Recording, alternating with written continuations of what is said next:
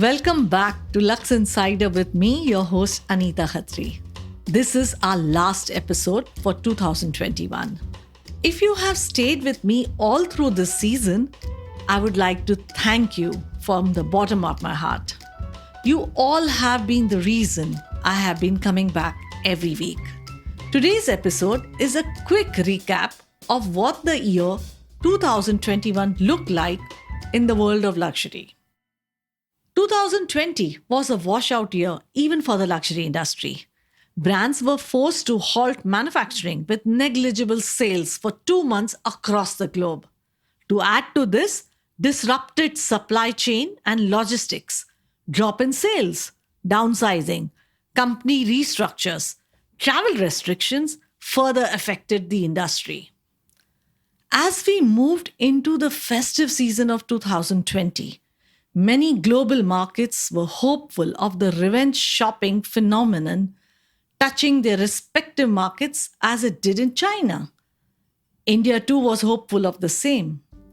And while sales did pick up during the 2020 festive season, the adverse effects of the unpreparedness would still take time.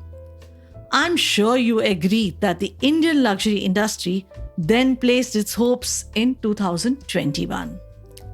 In fact, according to an article in moneycontrol.com, the COVID-19 pandemic did not have an adverse effect on the sale of luxury products in India. Yes, you heard that right. Earlier in this year, I was surprised to hear about people queuing outside the Louis Vuitton store post the second lockdown at the DLF Emporia Mall in New Delhi. I was in disbelief until my business colleagues sent me a video of this sight. It seemed like luxury consumers bought products and services as if there was no tomorrow. Even luxury auto brands like Maserati and Lamborghini saw an increase in their sales in 2021, with increasing demand for the car models from Tier 1 and 2 cities. At rupees 2.43 crores, the Maybach 600 GLS by Mercedes-Benz had 50 units pre-booked and sold even before the official launch. Looking at numbers, India's luxury goods market will be worth more than 64,000 crores in 2022 against 45,000 crores in 2021, according to Euromonitor International. However, it's only in 2023 that the market size will return to 2019 levels. No one is complaining, especially not with the return of customers. Brands focused on tapping the domestic or the local market consumer as international travel was restricted for the majority of the year. Localization is the name of the game. Renewed effort and attention was paid to personalize experiences for the customers via digital messaging or video-assisted calls. It became imperative for brands to reach the wide Indian base who could not visit the point of sale or any boutiques. Brands responded with strategies focused on e-commerce and products launched for the Indian market. Bulgari launched their website to sell jewelry online across India. But they made two interesting moves. For the first was signing Priyanka Chopra Jonas as their global brand ambassador, and the second, the Bulgari Mangal Sutra. Safe to say, the Bulgari Mangal Sutra paved the way for Indian jewelry brands to redefine and reinterpret the traditional Mangal Sutra for a modern, independent woman of today. It was a smart move indeed. Speaking of which, another jewelry and watch brand, Chopard, announced Deepika Padukone as one of their happy women in a list of 7 happy women who embody the free spirit of their Happy Diamonds collection. While the list of brand and celebrity associations are long, let's also take a minute to look at some of the biggest brand collaborations this year. 2021 can be easily called the year of collaborations. Recently, Balenciaga and Gucci, both the brands owned by French luxury group Kering, collaborated to create the Hacker Project. Pieces emblazoned with the names of both brands instantly set social media on fire. One could not miss Beyoncé sporting the striking Logomania blazer with a Gucci monogram layered underneath Balenciaga's graphic font on Instagram. Fashion designer Vera Wang co-created a limited edition vodka in collaboration with Polish brand Chopin. Another luxury brand, Fendi, made noise with 3 successful collaborations this year. A collaboration with German luxury luggage brand Rimowa revealed an iconic luggage design that combines the best of fashion and travel. Now to the second collaboration. Does the word Fendis ring a bell? If your answer was a no, this word was a result of Fendi and Versace coming together.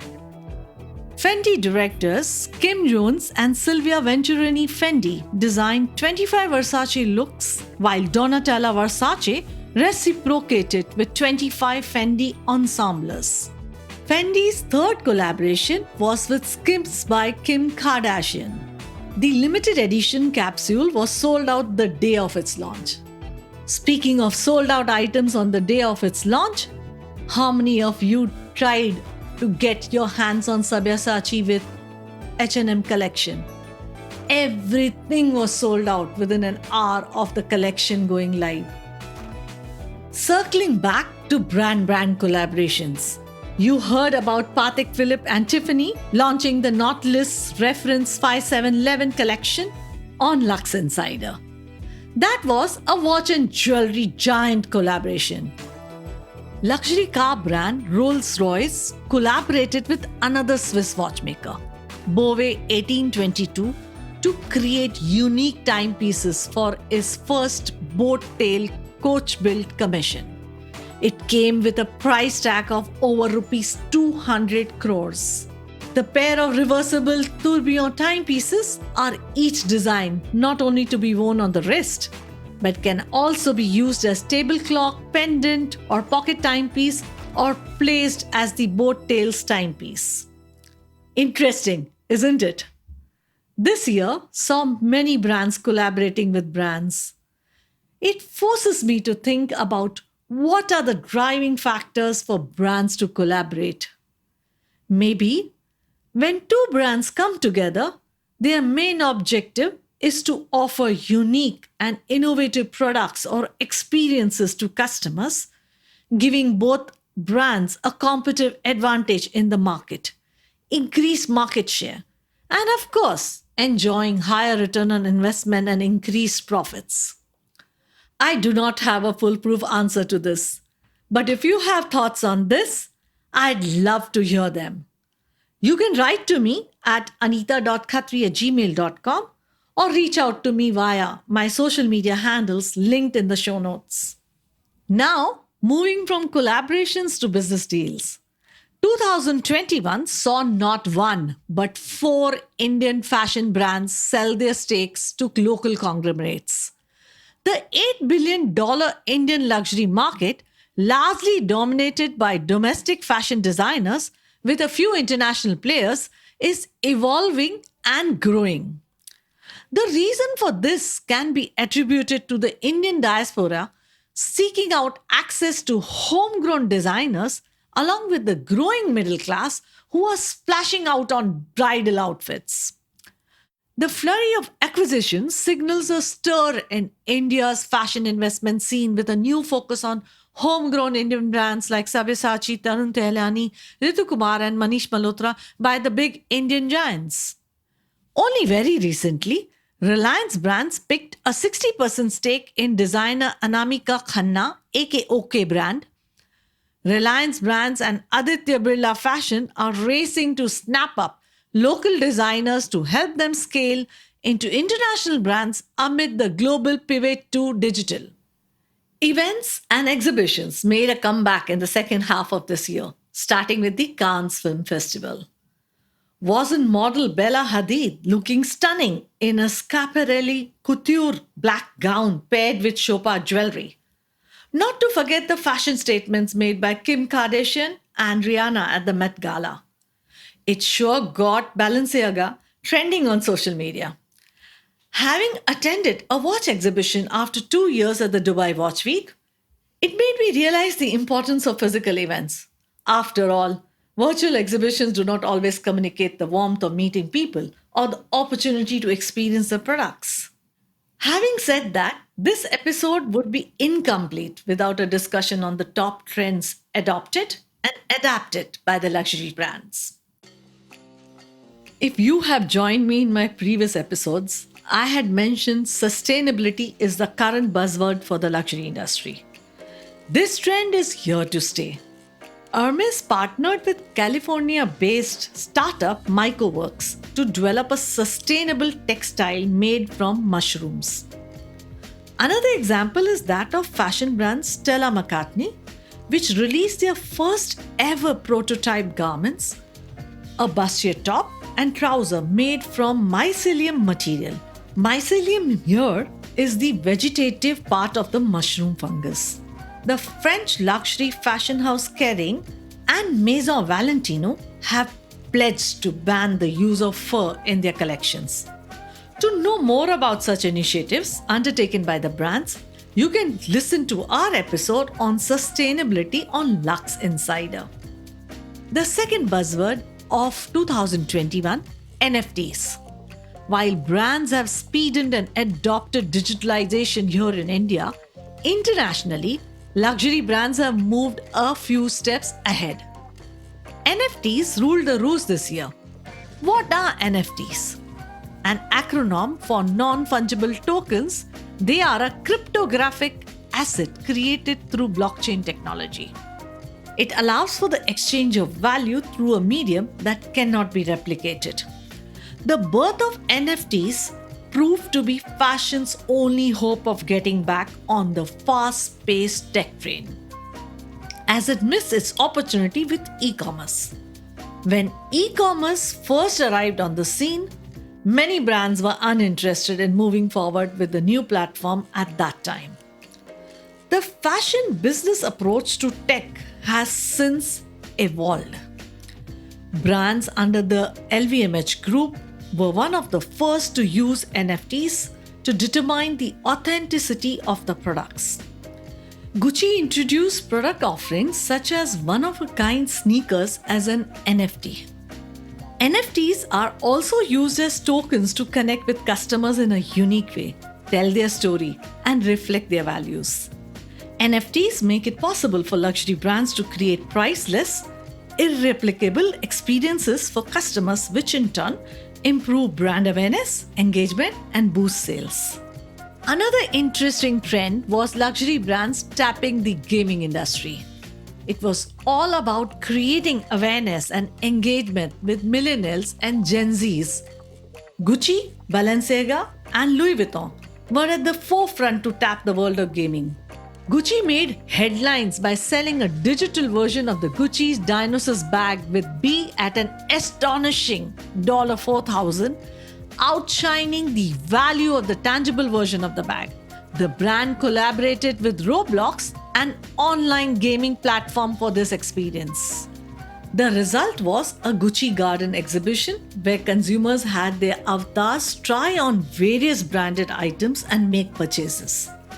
The digital Gucci bag initially was retailed for Rs 382, but due to high demand and limited time, the price was hiked and sold for over Rs 3 lakhs. Where luxury brands tap the gaming industry, the watch industry launched special collections commemorating comics and cartoons.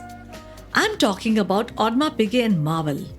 I'm sure you heard about the Black Panther editions launched by them, limited to 250 pieces only. Breitling launched its Endurance Pro Iron Man limited edition. Bollywood actor Ranveer Singh's favorite watch brand, Frank Muller, launched a limited edition of its Crazy Hours collection with the cartoon character Snoopy on its dial. While we are on the topic of watches, we noticed another interesting trend of pre-owned watches. I caught up with Patrick Hoffman, Executive Vice President of Watchbox, who explained how the pre-owned luxury watch market works. The car business is the best example. The car business understood already 40 years ago that the support, the underpinning value of the second-hand car business helped the value of the primary car business, of the new business. What didn't exist until about 3-4 years ago is it was a very open, transparent secondary business in the watches, which means if you have a nice car, let's say it's a Porsche, and you want to trade into a Mercedes, you go to the Mercedes dealer, you offer your Porsche, and the Mercedes dealer will take your Porsche. He will give you a fair price, no hassle, and he will sell you a new car. In the watch business, that didn't exist until about 3-4 years ago. But that was a need of the customer. The customer might have a nice Patek Philippe or a nice FP Journe, and he's maybe looking for a Lange, and he would like to trade his old FP Journe or Patek Philippe into a Lange. And with Watchbox, the end consumer can do that. It is estimated today that an amount of about $5 billion of watches is lying in drawers. And with Watchbox, people can monetize what they have. They can come to Watchbox and say, look, I have this nice collection, I have this model, I have that model, which I didn't wear in 5 years. Are you interested to buy it? And we buy these watches as second-hand. We are refitting those watches, make them like new, give a 2-year warranty and sell it to somebody else. Which means end consumers can come to Watchbox and they can find basically anything. But if a watch connoisseur goes into a monobrand boutique of a brand, he will only find what is new and what is available in that store. In our case, we have limited editions which have been sold out for years, but we have them because they're available in the second-hand business. There are certain brands which are very successful where you cannot find any watches in the boutiques because they are so rare. In our case, you can find them at Watchbox at the value which is the market value today.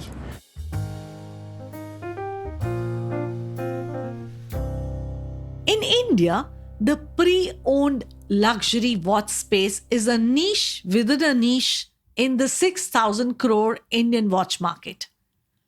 According to industry insiders, offerings such as Second Time Zone, It's My Time, and others are creating an environment for watches to be treated as an asset. The pre-owned luxury market is not just restricted to watches only, but the market for pre-owned chic bags and clothes has surged over the last 3 years, driven by the younger, more environmentally conscious shoppers looking for affordable high-end goods. Brands under Prada and Kering have made investments in leading platforms for second-hand luxury like Vestiaire Collective, The Real, and others.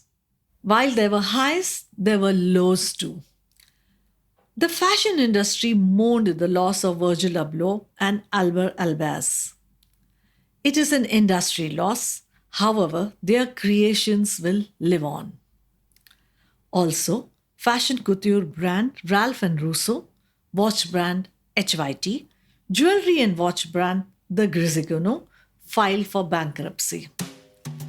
And that was 2021.